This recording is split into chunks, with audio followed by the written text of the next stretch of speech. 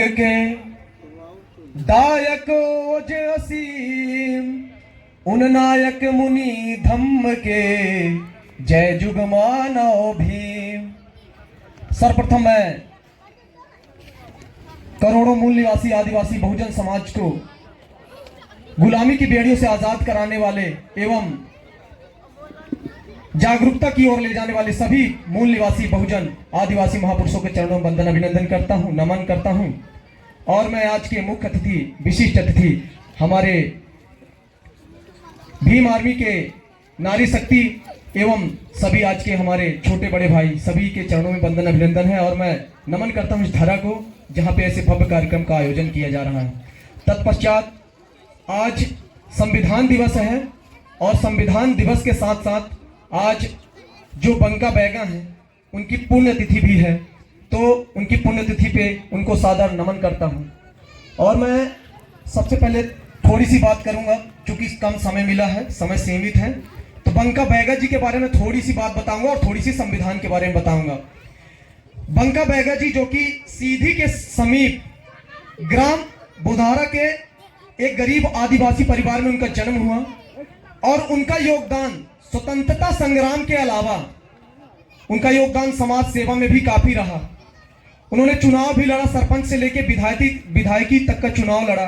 गोपद जो विधानसभा है वहां से उन्होंने विधानसभा चुनाव भी लड़ा था। और उन्होंने एक ऐसी व्यवस्था से लड़ा जो पबाईदार होते हैं, जामीदार होते हैं, जो हमारी जमीनों पे कब्जा कर लिए हैं, उनसे निरंतर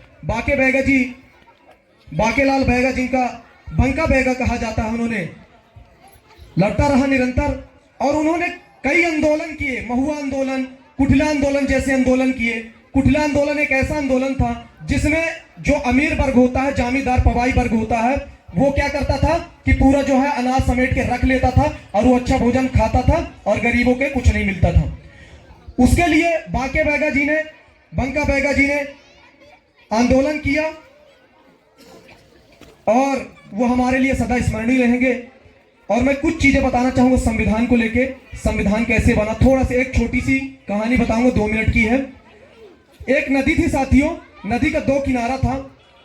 एक साइड था मान सम्मान और जितनी भी सुविधाएं थी सारी सुविधाएं, और दूसरी तरफ थी शोषण, वंचित और छुआछूत, भेदभाव, जितनी भी प्रताड़ना थी सारी एक साइड थी। तो जिस साइड के लोग प्रताड़ित थे, परेशान थे, वो उस साइड जाना तो चाहते थे लेकिन उनको तरीका मालूम नहीं था कि कैसे जाया जाए, कैसे समता, स्वतंत्रता, बंधुता, न्याय की ओर बढ़ा जाए। कई लोगों ने प्रयास भी किया लेकिन उस नदी से पार नहीं हो पाए। उस नदी में छुआछूत, भेदभाव नाम के जो मगरमच्छ जली जीव थे खतरनाक, उन्होंने जाने नहीं दिया। लेकिन एक बालक ने जब जन्म लिया उसको भी यही परेशानियां हुई। उसने पुराने इतिहास को पढ़ा और पुराने इतिहास को पढ़ने के बाद एक नाव बनाया और एक नाव बना के उसने पहले तो खुद पार हुआ जहां पे समता, स्वतंत्रता, बंधुता, न्याय, मान सम्मान था, उस पार गया और फिर धीरे धीरे पूरे समाज के लोगों को अधिकार दिलाया। वो नाव थी साथियों संविधान, और जो वो बालक था जिसने वो नाव बनाया वो था डॉक्टर अंबेडकर। उनके लिए मैं कहना चाहूंगा कि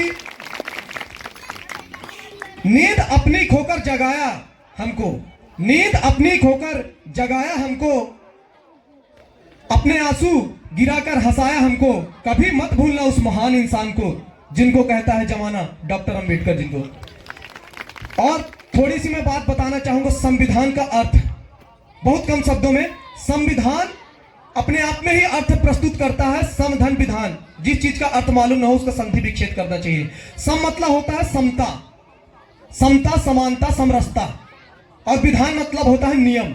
ऐसा नहीं है कि उसके पहले नियम नहीं था, विधान नहीं था, नियम विधान था, लेकिन शोषित, वंचित, गरीब, पिछड़े हुए को उसमें अधिकार नहीं था, वो कहीं ना कहीं वंचित था।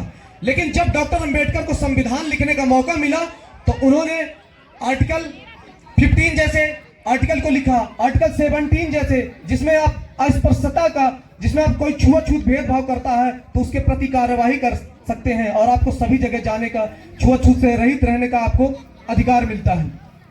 आर्टिकल 19 आपको बोलने का अधिकार देता है। आर्टिकल 25 जो है तो धर्म के लिए अधिकार देता है। ऐसे कई धर्म पूरा संविधान में SC ST OBC को जो है तो समता, स्वतंत्रता, बंधुता और न्याय का अधिकार मिला, मौलिक अधिकार मिले। और इन्हीं अधिकारों को हम लोग पहचाने, जाने, शिक्षा की ओर ज्यादा से ज्यादा जाए।